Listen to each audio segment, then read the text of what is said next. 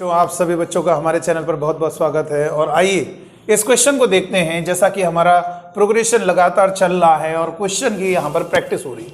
देखिए क्वेश्चन में क्या कह रहा है, जेईई मेन 2020 का क्वेश्चन है, 4 सितंबर शिफ्ट 2 में पूछा गया है। क्वेश्चन में कहा जा रहा है A1 A2 ... AN B given AP, एक AP है whose common difference is an integer. Point to be noted.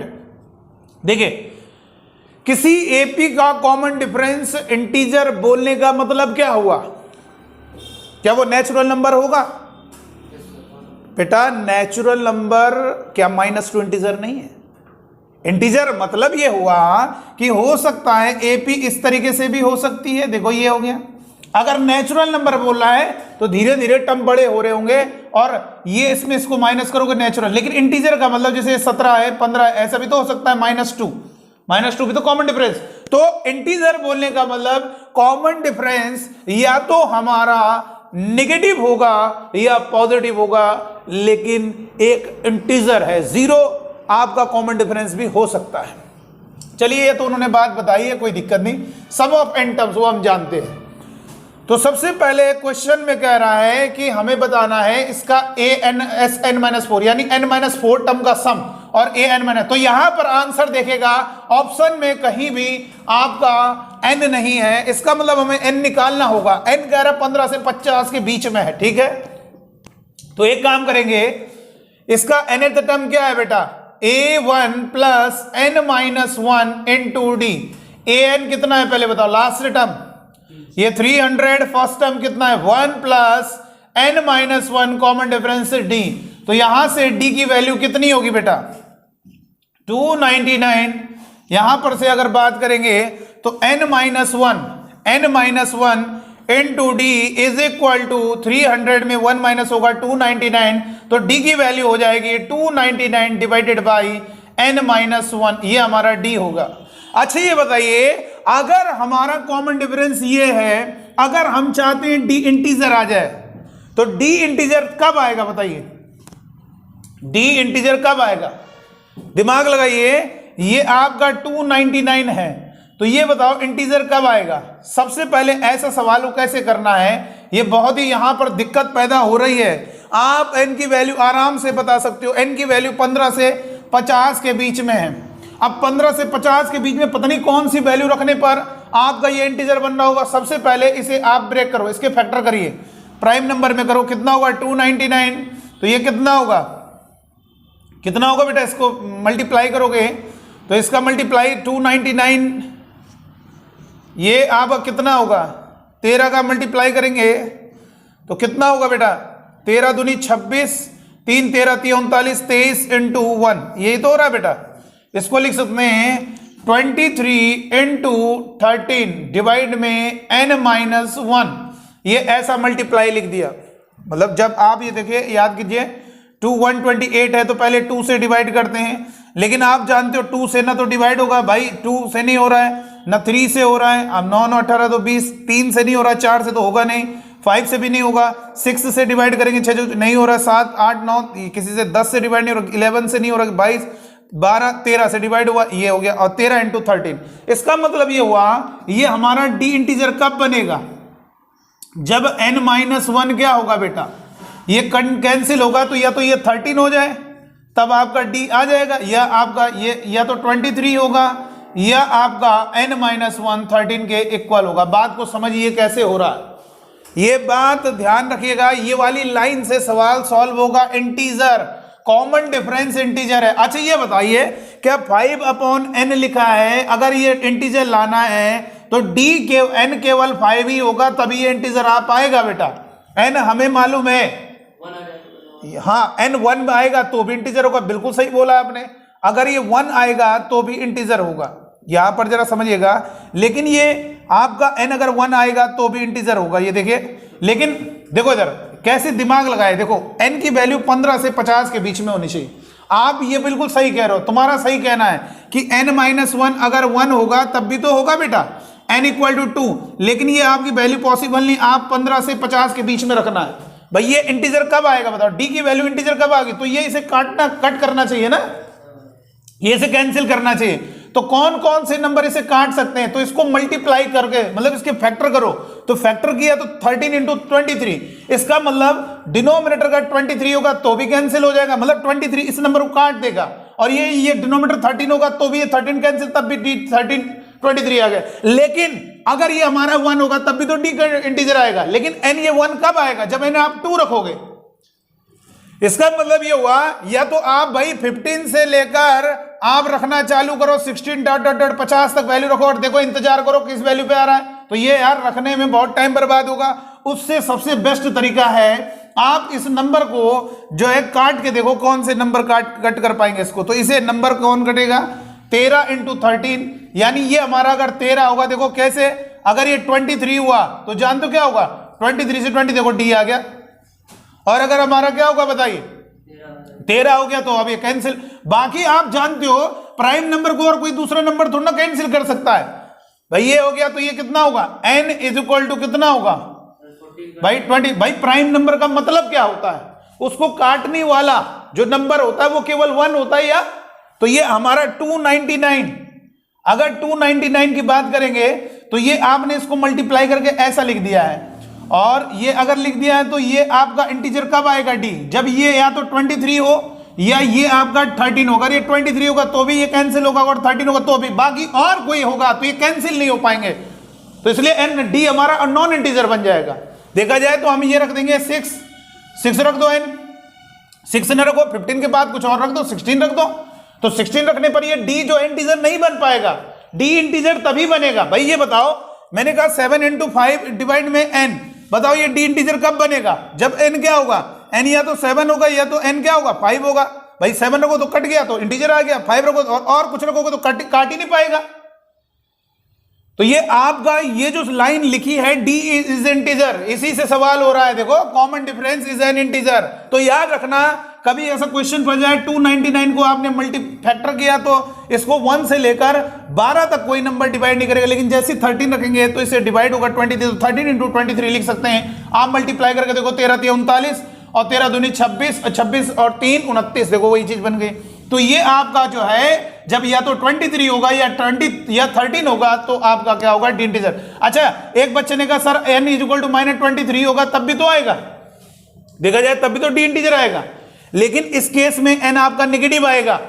n हमें नेगेटिव नहीं लेना है, n हमें कैसा लेना है, क्योंकि n जो होता है नंबर ऑफ टर्म्स 1 से चालू होता है, तो इसलिए 1 आप 1 रखोगे तो 0 अनडिफाइंड होगा, यानी 1 आपकी n की जो वैल्यू होगी, ये जो d होगा ये क्लियर है। यहां पर कॉमन डिफरेंस हमारा इंटीजर है, लेकिन वो कैसा होगा, पॉजिटिव होगा। कैसा होगा बेटा, पॉजिटिव होगा। तो यहां पर कितना आंसर आ गया, n की वैल्यू कितनी आ गई 23, -1 उधर गया 24, और यहां पर n इक्वल टू 14। कौन सी वैल्यू लोगे, कौन सी वैल्यू लोगे, ये वाली क्यों हटा दी, क्योंकि सवाल में गिवन है n की वैल्यू क्या होगी, 15 से क्या होगा 50। अच्छा ये बताओ, अगर हम यहां पर लिख दें 15 to 16 तब n की वैल्यू क्या पॉसिबल होगी, 14 होगी, लेकिन यहां पर दिया है n की जो वैल्यू है 15 से 50 के बीच में है, जिस कारण हमारा n की जो वैल्यू होगी वो 24 पॉसिबल है। और 24 का मतलब ये क्लियर हो गया कि हमें क्या निकालना है, एक तो 20 टर्म का सम, भाई यहाँ पे 24 रखो तो 24 - 4 20, और यहाँ पर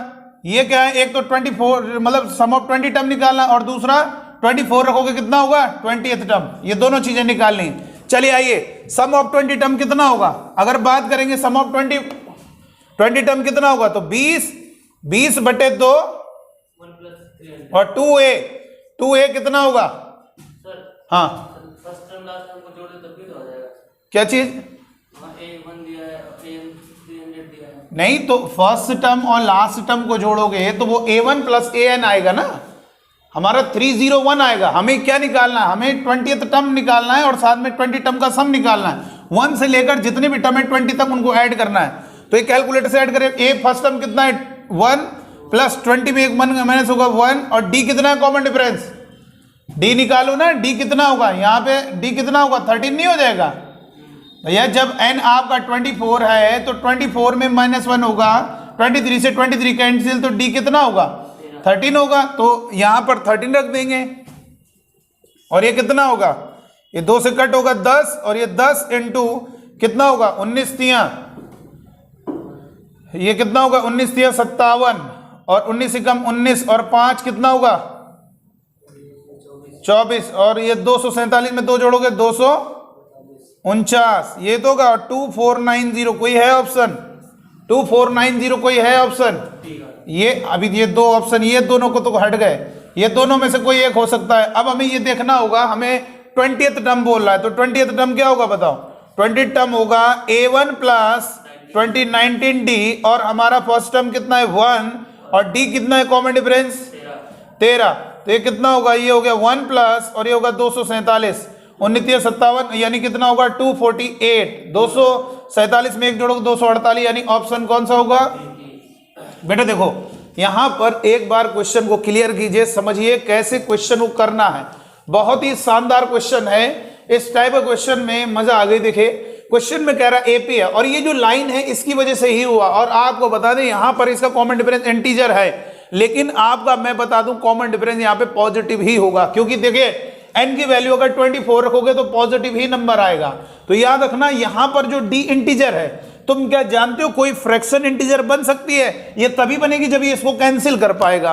और ये बताइए 12 आपका किन भाई 12 है आपका n है तो ये कौन क्या होगा बताइए ये ऐसा होगा कि इसको कट कर दिए जो भी इसके फैक्टर हो रहे होंगे उनमें से किसी एक को काट देगा तो तब वो इंटीजर बनेगा। तो ये 299 में हमने डिवाइड किया 13 का डिवाइड हो रहा है तो 13 इंटू 23 इसका मल्टीप्लाई हो गया तो ये आपका इंटीजर बनाना है तो इसको 23 करना पड़ेगा या 13 करना पड़ेगा क्योंकि 23 कैंसिल होगा तब आपका डी 13 आएगा 13 होगा तब कैंसिल बाकी कोई भी ऐसा तरीका नहीं है जिससे ये इंटीजर हाँ आएगा -23 बन जाए तब भी आएगा -23 कब बनेगा जब n क्या रखोगे -22 तब भी तो d इंटीजर आएगा लेकिन n -22 कभी होगा नहीं ना ये में पॉसिबल ही नहीं किसी सीक्वेंस में n की वैल्यू नेगेटिव हो जाए।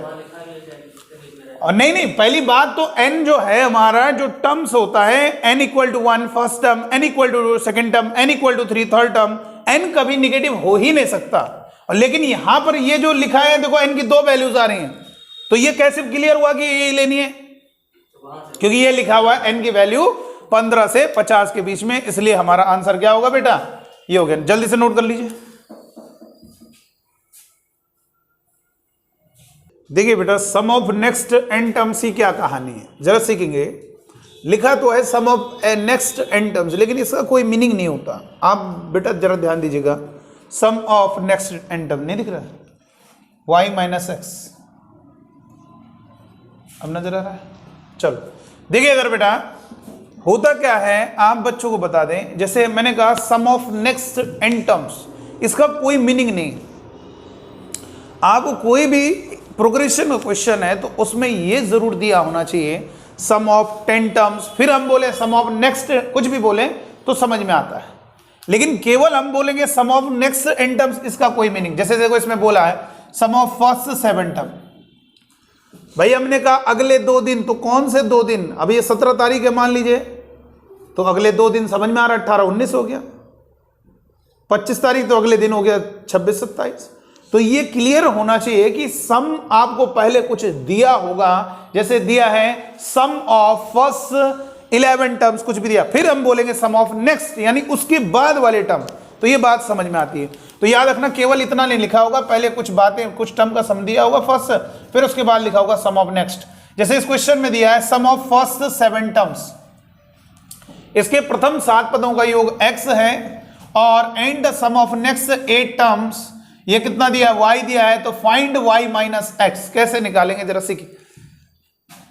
देखो इस टाइप का क्वेश्चन बहुत आसान है।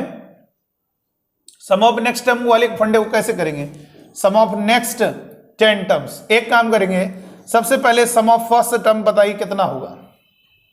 तो आप जानते हैं एपी के ढेर सारे टर्म को जोड़ना है बाय दिस कैलकुलेटर ऐड करोगे n/2 प्लस ब्रैकेट में 2a plus n minus 1 n2d।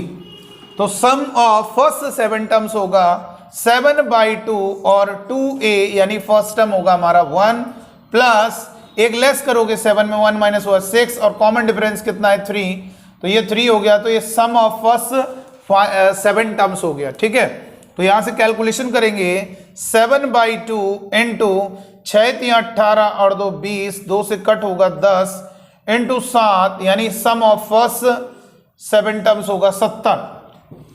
अगर बात करेंगे सम ऑफ नेक्स्ट 10 टर्म्स यानी अगले 10 पदों का योग, तो क्या करेंगे अगले 10 पदों का योग, तो ये जरा सीखेंगे। सम ऑफ नेक्स्ट 10 टर्म्स हम दो तरीके से फाइंड करते हैं।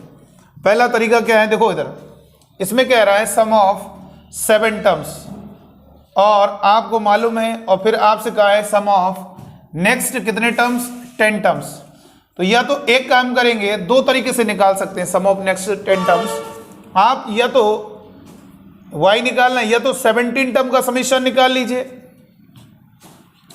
भाई 17 टर्म मतलब ये 7 टर्म भी ऐड होंगे, बाकी बाद 10 वाले टर्म, यानी टोटल 17 टर्म का समीशन निकाल लो। और जब उनको ऐड करेंगे, भाई ये देखिए ये 7 टर्म है, ये देखिए 7th टर्म है, और हमें यहां से ऐड करना है, यानी सम ऑफ नेक्स्ट 10 टर्म का मतलब यहां से ऐड करना है, यहां से ये 8 टर्म्स हो गए, और ये शुरुआत के 7 टर्म हो गए, ठीक है। और ये T1 ये हो गया बेटा, प्लस प्लस सबको ऐड करना है, T2 ये डॉट डॉट डॉट, ये फर्स्ट 7 टर्म्स हो गया, और नेक्स्ट 7 टर्म का मतलब इनको ऐड करना है। तो या तो 10 और 7 17 टर्म का समीशन निकाल लीजिए, और उसमें 7 टर्म के टर्म सम को माइनस कर दीजिए, तो सम ऑफ नेक्स्ट 10 टर्म्स आ जाएगा। देखो यहां से लेकर यहां तक 10 और 7 17 टर्म का समीशन ऐड करके उसमें 7 टर्म के टर्म को माइनस कर देंगे, तो नेक्स्ट, क्योंकि जब 10 टर्म को जोड़ोगे तो ये भी तो टर्म ऐड होंगे, तो ये इनमें ये भी टर्म, ये सारे टर्म ऐड होंगे, तो इतने जो ऐड है कितना फालतू ऐड हो, इसको माइनस कर दीजिए, तो सम ऑफ नेक्स्ट टर्म 10 टर्म्स आ जाएगा। ये तरीका है, यानी 10 और 7 17 टर्म। यानी अगर मुझे, मैंने कहा किसी एपी के सम ऑफ 12 टर्म्स, फर्स्ट 12 टर्म मान लो शुरुआत में बोला, और कह रहे नेक्स्ट 8 टर्म, इसका मतलब क्या हुआ, अगर मैंने कहा सम ऑफ 12 टर्म्स, कुछ बात कर रहे हैं, कुछ दिया होगा सम ऑफ इतने टर्म, फिर सम ऑफ नेक्स्ट 8 टर्म का मतलब क्या हुआ, sum of 20 terms minus sum of 12 term, तो क्या आ जाएगा सम ऑफ नेक्स्ट 8 टर्म्स। तो यही है तरीका, ठीक है।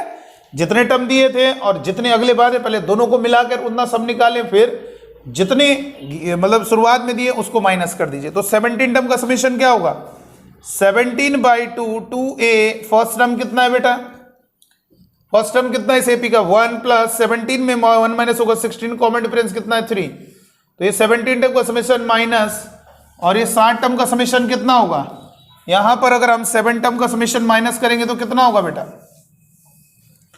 इसको लिखेंगे -7/2 2a, फर्स्ट टर्म कितना होगा 1 प्लस 7 में 1 माइनस होगा 6, कॉमन डिफरेंस कितना है 3, तो यहां से कितना होगा बेटा, यहां से आप चाहो तो 2 कॉमन ले सकते हैं, सॉरी 2 नहीं 1/2 कॉमन आएगा ना, देखो 1/2 इन दोनों से कॉमन आ गया, इन दोनों को ऐड कर दो, 48 और 2 16 × 48 और 2 50, 50 में 17 का मल्टीप्लाई करोगे कितना होगा 850, माइनस इन दोनों को जोड़ो 8 और 18 और 2 20, 20 और 7 140, तो यहां पर इन दोनों को जब माइनस करोगे कितना होगा, 850 में 140 घटेगा, कितना बचेगा 0, 5 में 4 गया 1, 8 में 1 गया 7, 710/2, 2 से कट होगा 2 3 6, 1 2 5 10 और 2 5 10, यानी कितना आ गया, ये क्या होगा y होगा 355, और इसको कैसे निकाल सकते हैं, y माइनस एक्स बोल रहा है, तो y माइनस एक्स का मतलब y की वैल्यू 355 माइनस x की वैल्यू कितनी है 70, तो जब 355 में 70 घटाओगे कितना बचेगा, 355 में जब 70 घटाओगे 5 15 में 7 गया 8, तो ये कितना होगा 285, इसका मतलब ये आंसर कितना होगा 285, तो ये आंसर आ गया। दूसरा सम ऑफ नेक्स्ट n टर्म्स निकालने का क्या तरीका है, सम ऑफ नेक्स्ट 10 टर्म, देखो बार बार सुनते रहेगा, सम ऑफ नेक्स्ट n टर्म्स की बात तभी करेंगे, पहले ये जरूर बताया हुआ कितने टर्म का मतलब कितने शुरुआती टर्म लिए गए, फिर उसके बाद तब समझ में आता है इसका मतलब सम ऑफ, नहीं तो सम ऑफ नेक्स्ट टर्म का कोई मतलब नहीं। जैसे मैंने कहा सम ऑफ 15 टर्म, तो सम ऑफ नेक्स्ट 5 टर्म समझ में आ रहा है कि यानी 16वां से, यानी 15 टर्म का समीशन, और उसके बाद नेक्स्ट 5 टर्म का मतलब 16वें से लेकर 20 तक, ये हो गया। तो कितना होगा बेटा, ये एक तो तरीका ये है। दूसरा तरीका क्या है y निकालने का, x तो एक ही तरीके से निकालेंगे, y निकालने का दूसरा एक और तरीका भी है। क्या करेंगे, देखो इधर आप ये बताइए कितने टर्म का समीशन बोलना है, सम ऑफ नेक्स्ट 10 टर्म, यही फंडा लगाया करो, ठीक है, ज्यादा बढ़िया रहेगा। शुरुआत के 7 और अगले 10, यानी टोटल मिला के 17 टर्म के समेशन में माइनस करेंगे क्या, शुरुआत के कितने टर्म को, 7 टर्म को। और दूसरा तरीका क्या है, कितने टर्म को ऐड करना है बताओ, नेक्स्ट 10 टर्म। तो लेकिन जहां से ऐड करना है फिर एक ही जगह वही रखेंगे, क्योंकि ये हमारी मशीन है। हम मशीन ये नहीं जानती, मशीन ये जानती है कि आपको ऐड करना है। देखो T1 T2 T3 इनको ऐड करना है, और ये 7 टर्म, इसका मतलब आपको यहां से ऐड करना है, यहां से। तो फिर ये हमारा क्या करेगा, फर्स्ट टर्म की तरह काम करेगा। और 8th टर्म क्या होगा बेटा, a प्लस 70, ये फर्स्ट टर्म की तरफ काम करेगा। और एक कम करो कितना होगा, 9, और d कितना है, d कितना है, d है हमारा 3। तो जरा कैलकुलेशन करते हैं कितना होगा, 5 इधर रखो जरा, a प्लस 7d, d कितना है 3, तो 7 ये 21, 21 और 1 22, 22 इंटू 2 44, प्लस कितना होगा 27। तो ये कितना होगा बेटा, 5 इंटू कितना होगा, 7 4 11, 4 2 6 1 7, तो ये कितना होगा 5 5 7 35। देखो उतना ही आ रहा है कि नहीं आ रहा, ठीक है। अगर ये बताइए इस वाले मेथड में क्या है, अगर मैंने कहा शुरुआत के 12 टर्म का समेशन, तो इस दूसरे मेथड से निकालोगे सम ऑफ नेक्स्ट 8 टर्म, तो क्या करना होगा, 8/2 2a, एक ही जगह क्या रखेंगे, शुरुआत के 12 टर्म का समेशन, यानी वो जो शुरुआत के 12 टर्म है अब आपको उसके आगे वाले से जोड़ना है, यानी 13 वाले से जोड़ना है, यानी वो 13 टर्म हमारा क्या होगा, फर्स्ट टर्म की तरह काम करेगा। मतलब ये एपी क्या होती है, एपी कहती है भैया आप कहीं से भी चालू कर दीजिए, यहां से चालू कर दीजिए, लेकिन ध्यान रहे आप जहां से चालू करोगे n3 रखोगे तो हम केवल वहां से लेकर 3 टर्म तक ही जोड़ पाएंगे। जितनी वैल्यू पुट करोगे एक ही, ये पुट करोगे तो यहां से जुड़ना चालू होगा, 3 तक रखोगे तो 3 टर्म तक। अगर ये वैल्यू रखोगे एक ही जगह और n की जगह 4 रखोगे तो यहां से चालू होगा, 4 टर्म तक जुड़ जाएगा। तो इसलिए हम एपी के इस कैलकुलेटर का प्रयोग इस तरीके से करेंगे, क्योंकि हमें जहां से ऐड करना है वो वैल्यू हम पुट करेंगे एक ही जगह, और n बाकी 8 है। भाई जब शुरुआत के 12 टर्म का समेशन मान लो जो भी है, कुछ भी डिस्कशन हो रहा है, अब नेक्स्ट 8 टर्म बोल रहा है, तो हम जोड़ना कहां से चालू करेंगे, 13 से।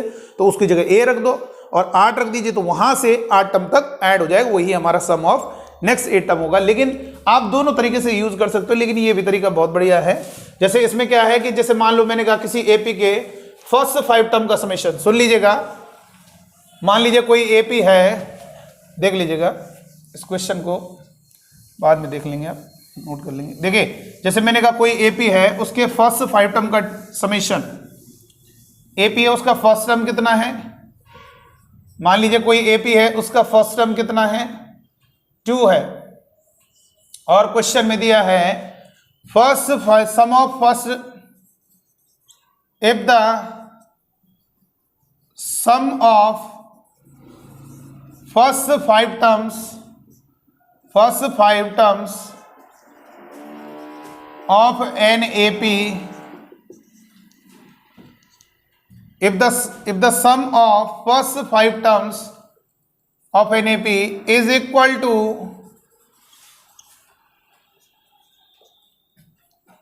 1/4, 1/4 का मतलब समझ रहे हो, हाँ 1/4 the sum of next 5 terms, sum of next 5 terms। तो इसमें पूछ रहा है then find the common difference, find the common difference, ये हमें बताना है, कॉमन डिफरेंस फाइंड करना है। जरा ये बताइए इस क्वेश्चन में क्या कह रहा है, इस क्वेश्चन में कह रहा है sum of first 5 terms of an AP is equal to the 1/4 the sum of next 5 term. इसका मतलब क्या है, सम ऑफ फर्स्ट 5 टर्म्स का समीशन किसके इक्वल है, 1/4 term sum of next term, dash से दिखा रहे हैं, कभी हम डैश लिख दिया करें तो समझ जाया करो नेक्स्ट 5 टर्म की सम की बात कर रहे हैं। अच्छा ये इधर आएगा 4s5 इक्वल टू कितना होगा, s5, ये होगा कि नहीं होगा, इसको कैसे निकाल सकते हैं बताओ, दिमाग लगाओ जरा। इसमें क्या करेंगे, सम ऑफ फर्स्ट 5 टर्म्स और फिर नेक्स्ट 5 टर्म्स, इसका मतलब क्या करेंगे, नेक्स्ट 5 टर्म का समेशन कैसे निकालेंगे, sum of 10 terms minus sum of 5 terms. आई बात समझ में कि नहीं आई, तो यहां से s5 इधर आएगा कितना होगा, 4s5 है, 4s5 है, एक s5 और इधर आएगा, कितना होगा 5 times s5 is equal to s10। तो 5 सम ऑफ 5 टर्म्स क्या होगा, अरे sn इज इक्वल टू क्या होता है, सम ऑफ n टर्म्स क्या होता है n/2 2a plus n minus 1 n/2d। ये फॉर्मूला लगा दीजिए। तो ये कितना होगा 2a, a कितना है, अरे फर्स्ट टर्म कितना दिया हुआ है 2 और प्लस कितना होगा 5 माइनस 1 4 और d, और ये सम ऑफ 10 टर्म्स कितना है 10/2 2a, a कितना है 2 प्लस 9 और d। ये हो गया। तो यहां से 2 से 2 कैंसिल हो गया, 5 का 2 कैंसिल हो गया, तो ये हो जाएगा 4 और 5 का 4 में मल्टीप्लाई करोगे 20 प्लस 5 का इसमें मल्टीप्लाई करोगे 20d इज इक्वल टू कितना होगा बेटा, 2 का मल्टीप्लाई करोगे 4 दूनी 8 प्लस 2 का मल्टीप्लाई करोगे 18d और 20d में 18 जी जाएगा 2d और 8 माइनस 20 माइनस का 12, तो d कितना होगा माइनस का 6। देख सकते हो कितना इजी क्वेश्चन है। तो सम ऑफ नेक्स्ट n टर्म्स की जो थ्योरी है वो क्या करेंगे, ये ज्यादा बढ़िया रहेगा। क्या करेंगे बेटा, सम ऑफ नेक्स्ट n टर्म्स को निकालने के लिए क्या करेंगे, सम ऑफ जो शुरुआत में दिए और जितने का सम बोला उनको समेशन ऐड कर दो, 5 है बाद के 5, तो दोनों को जोड़ेंगे 10 टर्म का समेशन में जो शुरुआत में दिया था 5 टर्म्स उनके समेशन को माइनस करेंगे, तो हमारा सम ऑफ नेक्स्ट जो है 5 टर्म्स, तो ये क्वेश्चन में दिया था, अब इसको हमने यूज कर लिया, क्वेश्चन सॉल्व हो गया। आइए एक क्वेश्चन देते हैं, इसी तरह से हम एक क्वेश्चन और देंगे। आप खुद समझिए, ये जो दिया है S5 का मतलब सम ऑफ फर्स्ट 5 टर्म्स, इतना दिमाग लगाइए, T1 plus T2 plus T3 plus T4 plus T5, ये हमारा है सम ऑफ फर्स्ट 5 टर्म्स, ठीक है। और अगर हम बात करेंगे सम of next 5 terms 7 T8 T9 T10, दिख रहा है देखो, ठीक है। तो ये बताइए सम ऑफ फर्स्ट 5 टर्म्स ये है कि नहीं है बताइए, और सम ऑफ नेक्स्ट 5 टर्म्स ये है। अगर मैं कह रहा हूं कि सम ऑफ 10 टर्म्स निकाल के इतना माइनस कर देंगे, क्योंकि जब इनको ऐड करोगे तो ये भी तो टर्म ऐड करेंगे होंगे, तो इतना ही माइनस कर देना, तो बचे हुए नेक्स्ट 5 टर्म का समेशन आ जाएगा। तो इसीलिए हम क्या कर रहे हैं, S-5 का मतलब 5 टर्म शुरुआत में दिए, अगले 5 टर्म का सम बोल रहे हो, तो शुरुआत के टर्म में शुरुआत के 5 टर्म को माइनस कर देंगे, तो हमारा सम ऑफ नेक्स्ट 5 टर्म्स कैलकुलेट हो जाएगा। आइए अब हमें एक जेईई मेन का क्वेश्चन देते हैं। देखिए क्वेश्चन में क्या कह रहा है, अभी जो बताया सम ऑफ नेक्स्ट n टर्म्स वाली थ्योरी उसी से होगा बेटा। क्वेश्चन में कहा जा रहा है first term of an AP, यानी एपी का फर्स्ट टर्म 3 है। जरा क्वेश्चन को समझिएगा, एपी का फर्स्ट टर्म 3 है, ठीक है। उसके बाद कहा जा रहा है sum of its first 25 terms, यानी इसके sum of first 25 terms is equal to the sum of next 15 terms, ठीक है। तो ये बताइए 25 टर्म्स, तो क्या करेंगे, आप अच्छे से जानते हैं सम ऑफ 25 टर्म्स ये दिया हुआ है, तो या तो ये कह सकते हैं आप डायरेक्ट कर सकते हैं क्या, इसके 40, देखो 2 मेथड से जा सकते हैं इस सवाल को, या तो एक काम कहेंगे 40 टर्म का summation minus sum of 25 terms, आ गई ना बात समझ में, ये भी हो गया, और दूसरी डायरेक्शन में भी जा सकते हैं, अभी देखेंगे।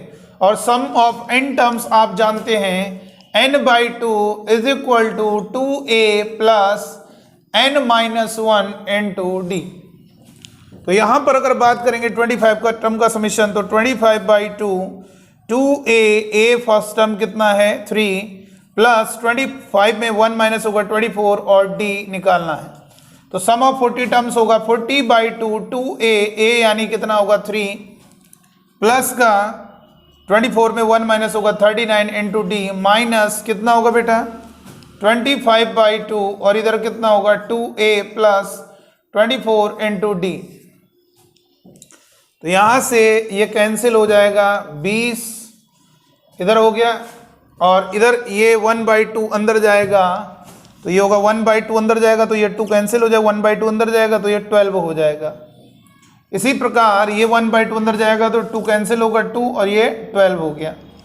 तो एक काम करेंगे, यहाँ से अगर हम बात करें, यहाँ से हम बात करेंगे 25 और इधर कितना होगा 3 + 12D। यहाँ से अगर बात करेंगे तो 5 कॉमन ले लो, तो 5 कॉमन लोगे तो इधर कितना बचेगा, 5 कॉमन लोगे इधर कितना बचेगा, 4 बचेगा। तो 4 के अंदर मल्टीप्लाई करोगे 6 है और ये भाई 5 कॉमन, 5 से डिवाइड किया 4 का 6 में मल्टीप्लाई 24 और प्लस 4 का अंदर भी मल्टीप्लाई करेंगे 4 9 36 और 4 3 12 और 3 156D माइनस इधर 5 कॉमन लोगे तो इधर भी 5 कॉमन लिया तो 5 बचेगा। तो 5A यानी ये 3 लिख देते हैं, तो ये होगा 5 3 15 और माइनस का 5 12 5 60D। तो एक काम करेंगे, यहाँ से बात करेंगे अगर तो 25 3 75 प्लस 5 से कट गया ना, 5 5 25, तो ये हो गया 5 3 15 और 12 5 60D इज इक्वल टू ये कितना होगा 156D में 60D घटाओ, 156 में 60 घटाओगे 6 और ये कितना होगा 96। तो 96D और प्लस 24 में 15 गया कितना बचेगा 9। तो 96D उधर गया, 15 में 9 इधर आएगा तो 6 हो गया और 96 में 60 घटाओगे कितना बचेगा 6 3 तो 36D। तो D इज इक्वल टू कितना होगा 6/36 यानी कितना हो गया 1/6। कॉमन डिफरेंस कितना आ रहा है 1/6। कौन सा आंसर होगा। एक मेथड तो ये है, समझ में आ गई ना बात। एक मेथड ये है और दूसरा मेथड क्या है, आइए समझते हैं। सेकंड मेथड में जरा देखते हैं क्या होगा। अगर सेकंड मेथड की बात करेंगे, जिसमें पहले मेथड हमने कहा ये है, दूसरा मेथड क्या होगा जरा सीखेंगे। हमने क्या किया, इसका 25 का सम निकाल लिया, 25/2 2A मतलब होगा कितना 3 प्लस 24 इंटू D और सम ऑफ 15 टर्म्स। नेक्स्ट 15 टर्म का मतलब आपके 25 टर्म है यानी 26 हमारा क्या होगा A रख देंगे 26 की जगह। तो ये कितना होगा 15/2 2A और 16 टर्म कितना होगा A प्लस 15D। तो A मतलब कितना होगा 3 + 15D ये हो गया और प्लस 15 में 1 माइनस होगा 14 और D ये हो गया बेटा। तो अब ये बताइए कैलकुलेशन करेंगे, ये 2 से 2 कैंसिल होगा, 5 से कटेगा 5 5 25 5 3 15 हो गया। जब 5 के अंदर मल्टीप्लाई करोगे 6। सर हाँ ये बताइए सर, यहाँ से 15D क्यों लिए, मतलब जब उसका बेस से शुरू होगा तो? अरे तो D तो वही रहेगा ना। नहीं तो A + 24। अरे भैया 16th टर्म हम देख रहे हैं, 25 के बाद अगला टर्म को 26, अच्छा सॉरी हाँ ये 25 ना, ये first sum of first 25 terms, ठीक है 26 होगा, सॉरी ये 25 होगा ना। ये 26 टर्म से जोड़ना चालू करना है तो A + 25D और A हमारा 3 है, 3 + 25 यही कह रहे थे ना, ठीक है तो यहाँ पर ये हो गया। तो ये आपने 6 का मल्टीप्लाई कर 6 5 30 और इधर कितना होगा 24 × 5 120D इज इक्वल टू कितना होगा, ये आपका 6 हो गया, 6 का 3 में मल्टीप्लाई होगा 18 प्लस और ये 25 3 75 होगा ना, सॉरी ये 75 नहीं 50 होगा। 50D में 14D जोड़ोगे कितना होगा, 50 में 14 जोड़ो कितना होगा 64, 64 में 3 का मल्टीप्लाई करो तो 3 × 12 3 × 18 192D। तो यहाँ से 30 में 18 जाएगा कितना बचेगा 12 बचेगा और 192 में आप 120 घटाओगे 2 9 में 7 यानी कितना होगा 72D। तो यहाँ से D is equal to 12 divided by कितना होगा 72, 12 × 72, D की वैल्यू हो गई 1/6। बिल्कुल सही। यहाँ पर बस ये हमें ध्यान रखना है, हमारा जो 25 टर्म्स है, शुरुआत के जो 25 टर्म्स है, अब वो नेक्स्ट 15 टर्म, तो नेक्स्ट का मतलब कहाँ से चालू होगा 26 से, जो 25 टर्म है उसके बाद यानी 26 से 26 में पद से हमें जोड़ना है कितने टर्म तक 15 टर्म तक। तो बस n की जगह 15 और a की जगह 26वां टर्म रख देंगे तो वहीं से जोड़ना चालू हो जाएगा और नेक्स्ट 15 टर्म तक ऐड हो जाएगा। देखो दोनों तरीके से हमारा आंसर 1/6 आ रहा है। तो समझिएगा बेटा क्या कह रहा है। जेईई मेन 2021 इसी बार का क्वेश्चन है, 31 अगस्त शिफ्ट 2 का क्वेश्चन है। A1 A2 A3 dot dot dot dot ये कोई AP है, AP के टर्म है और ये क्वेश्चन में गिवन है। और इस टाइप का एक सिमिलर क्वेश्चन भी मैंने आपको बताया था जेईई मेन का, आप देखे होंगे। तो मैंने उसको ट्रिक से सॉल्व किया क्योंकि यहाँ पर जो आंसर आ रहा है P के टर्म में नहीं आ रहा, P पर डिपेंड नहीं कर रहा। तो आप ये तो भाई 10 टर्म है तो 10 टर्म का समेशन लगा देंगे ऊपर, न्यूमरेटर डायरेक्ट लिख दे रहे हैं। 10 टर्म का समेशन 10/2 2a, मान लीजिए फर्स्ट टर्म a है और 10 में एक लेस करोगे 90, ये इस AP के 10 टर्म का समेशन होगा। और P हमने मान लीजिए P हमने क्या किया 2, P कुछ भी ले सकते हैं भाई, 10 नहीं लेना बस P, तो इसका मतलब 2 टर्म को ऐड कर रहे हैं केवल। और 2 टर्म आप जानते हो, एक तो a हो गया और A2 क्या होगा a + d होगा। अरे फर्स्ट टर्म अगर a है तो अगला टर्म क्या होगा, तो a की जगह a + d हो गया। समझ में आया। और ये कितना दिया हुआ है 100 और डिवाइड में कितना होगा, P आपने 2 रख दिया तो 2 का स्क्वायर कितना हो गया 4। तो यहां से कैलकुलेशन करेंगे, 2 पंजे 10, 5 कट गया, 4 से कट करोगे 4 दूनी 8, 4 पंजे 20, ये 5 से कट होगा 5 पंजे 25। तो यहां से आएगा 2a प्लस का 90 इज इक्वल टू, a में a जोड़ोगे 2a, 5 का मल्टीप्लाई करोगे 10a और प्लस का 5d। तो यहां से बात करेंगे 90 में 5d जाएगा 4d इक्वल टू 10 में 2 जाएगा 8a, तो d इक्वल टू कितना होगा 2a। 4 डिवाइड में जाएगा 8 के, 2 बार कैंसिल करेगा। और अब आपका 11th टर्म प्लस डिवाइड में 10th टर्म, तो 11th टर्म क्या होगा a + 10d और आपका 10th टर्म क्या होगा a + 9d।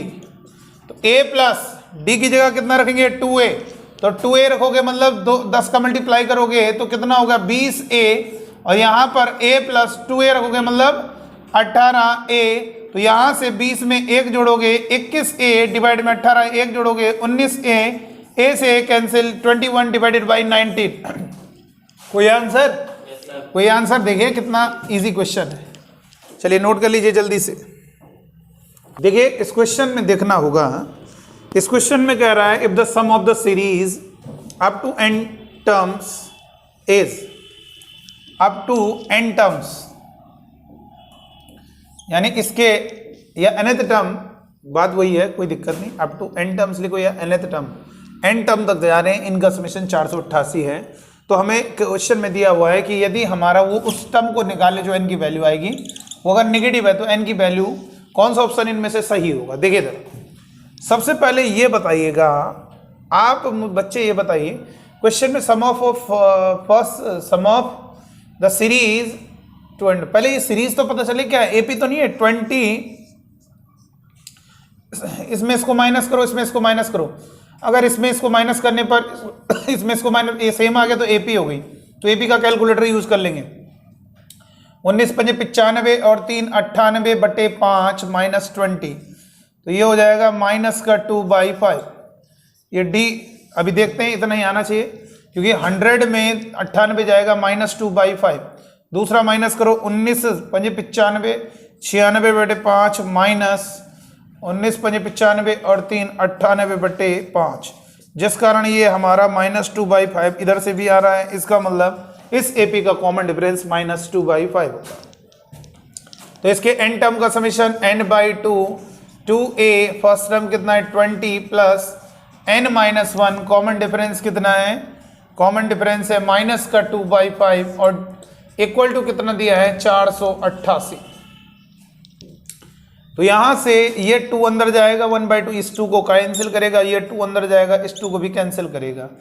तो ये अब हम मल्टीप्लाई करेंगे तो 5 एलसीएम ले लो और साथ में 5 उधर भी भेज देना या 5 का मल्टीप्लाई कर दो। तो 20 और यहाँ पर n, साथ में 5 का मल्टीप्लाई करोगे तो 20 पंजे 100 और साथ में n प्लस इसमें 5 का मल्टीप्लाई 5 5 कैंसिल हो जाएगा, 5 का मल्टीप्लाई करोगे और n का मल्टीप्लाई करोगे प्लस n² माइनस का, और माइनस भी तो मल्टीप्लाई होगा तो ये माइनस n² हो जाएगा बेटा। यहाँ पर n का मल्टीप्लाई होगा तो ये माइनस भी तो आएगा, तो माइनस n² और माइनस मैंने +1 और ये साथ में n ये, और इक्वल टू कितना होगा 5 का मल्टीप्लाई करोगे, 5 का मल्टीप्लाई करो, इसमें कितना होगा 5 का मल्टीप्लाई करोगे तो 5 का मल्टीप्लाई करो कितना होगा 5 8 40, 5 8 40 और 4 44, 5 को 20, 20 और 4 24। तो यहां से कह सकते हैं सबको उधर ले गए, सबको n² उधर ले गए, ये 101 माइनस का 101 n, और ये उधर जाएगा, मतलब 100 में 1 जोड़ो 101 उधर गया, +2440 इक्वल टू 0। अब इसके फैक्टर करने हैं, इसके फैक्टर तुरंत हो जाएंगे, n की वैल्यू तुरंत ही निकाल लो बस। ऐसे 2 नंबर लीजिए जिनको मल्टीप्लाई करने पर 24 40 आ जाए, जोड़ने पे -101 आ जाए, तो ऐसे नहीं पता चल पाएगा, इसमें आपको डिवाइड करना पड़ेगा। ये होगा 2 एकम 2 2, ये हो गया 2 से 6 1 0, 2 3 6 और 2 3 6, 2 5 10 और 3 से तो कटेगा नहीं, 5 से कटेगा, 5 का 30 1 और फिर 61 इंटू 1, तो ये 2 दूनी 4 दूनी 8 5 40, 40 इंटू 61 बिल्कुल बन रहा है। इसके फैक्टर हो गए 40 और 61, -40 और -61, देख लो कैसे, क्योंकि -40 में -61 मल्टीप्लाई करोगे तो पॉजिटिव हो जाएगा, दोनों को जोड़ोगे 101, इसका मतलब n की वैल्यू क्या होगी, माइनस का मल्टीप्लाई कर दीजिए 40 और 61। तो यहाँ पे क्वेश्चन में कह रहा है कि nth टर्म हमारा निगेटिव होगा, तो ये 60 तो गलत है, लेकिन 41 है, ये भी गलत हो गया, ठीक है, ये भी गलत हो गया। अब इन दोनों में कोई आंसर सही होगा, तो ये पता कैसे चलेगा कि कौन सा ऑप्शन सही है, भाई है तो दोनों सही, 40 भी हो सकता है नेचुरल नंबर है और 61 भी हो सकता है, लेकिन क्वेश्चन में कह रहा है कि उसका ये n की जो वैल्यू है, ये वाला टर्म आपका निगेटिव आना चाहिए। तो हमने 40वां टर्म निकाला, तो 40वां टर्म देखे निगेटिव आ रहा है कि नहीं आ रहा, -4 आ रहा है कि नहीं आ रहा, 39D। और ये बताइए a कितना है, ये तो -2/5 था कॉमन डिफरेंस, a कितना है 20 और ये कितना है 39, D कितना है -2/5। तो यहाँ पर जब एलसीएम लोगे 5 तो इधर हो जाएगा 100 में 2 में 18 और 2 3 6 1 7 78 घटाओगे 100 में अगर 78 जाएगा कितना बचेगा, कितना बचेगा 22। ये क्या होगा 40th टर्म। इसका मतलब ये ऑप्शन गलत है, इसका मतलब कौन सा ऑप्शन सही होगा, ये तो होगा नहीं, तो अभी हम ये नहीं कह सकते ना हमारा, अच्छा निगेटिव कह रहा है ना, तो ये सही है गलत है, नेगेटिव तो ये भी नहीं आ रहा, ये अच्छा वो भी नहीं आ रहा क्या, ये नेगेटिव कहाँ पे है, यहाँ पे T4, ये हमने आपको, ये अगर हमारा है 40th टर्म निकाला, तो 40th टर्म कितना आ रहा है a प्लस 39D, D हमारा -2/5 है, 100 में 78 जाएगा 22/5, तो ये गलत हो गया। इसका मतलब वो कह रहा है कि जो nth टर्म है, इसका मतलब 61वां पद निकालो कितना आ रहा है 61th term, a plus 60D, और a कितना है 20, D कितना है -2/5, तो कितना होगा बेटा 12, ये कितना होगा 20 माइनस 24, आ तो रहा है, सही तो है भाई। nth टर्म हमारा -4 है, तो दोनों, इसमें कह रहा है ये गलत हो गया ऑप्शन, ये तो सही है क्योंकि इसमें निगेटिव कह रहे हैं, निगेटिव कहाँ आ रहा है, इसका मतलब वो वाला गलत होगा, ये भी सही हो सकता है ना, दोनों ही निगेटिव हैं, तो हमें दोनों को निकालना पड़ेगा। कितना बढ़िया क्वेश्चन है, देखो क्वेश्चन में पहले तो कहीं ये नहीं कहा है AP है, वो हमने पहचाना, इसमें इसका डिफरेंस किया।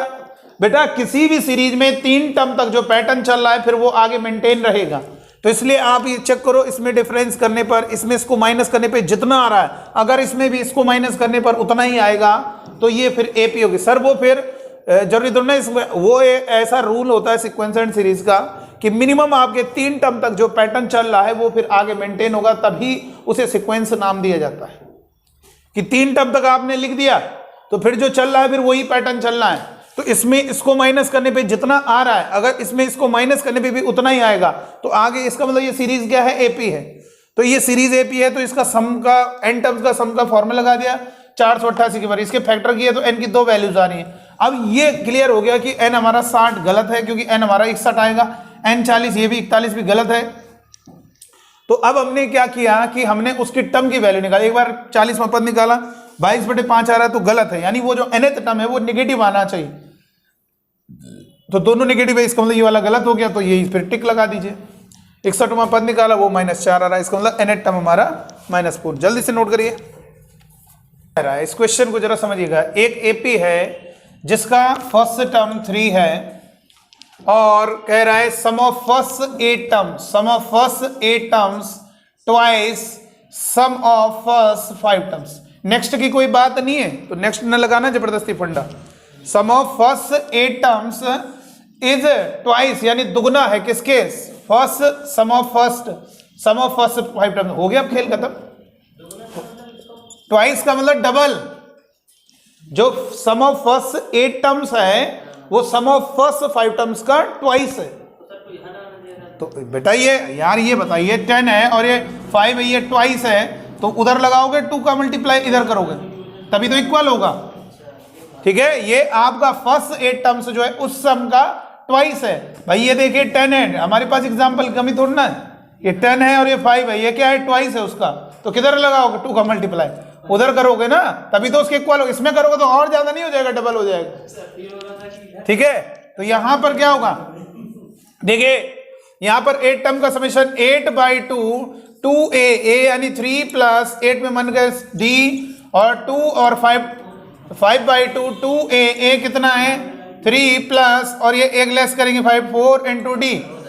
ठीक है, अब देखिए यहां से कितना होगा, ये 2 से ये 2 कैंसिल, ये 2 4 8 और यहां पर ये 6 होगा, 6 into 4 24 plus 4 7 28 d is equal to 6 पंजे 30 और प्लस 5 चौको 20 d और ये कितना होगा 28 में 20 जाएगा कितना होगा 8 d इज इक्वल टू 30 में 24 जाएगा 6 d बराबर 6/8 2 3 6 2 चौको 8 यानी d हमारा 3/4, कॉमन डिफरेंस हमारा 3/4, ए ऑप्शन करेक्ट।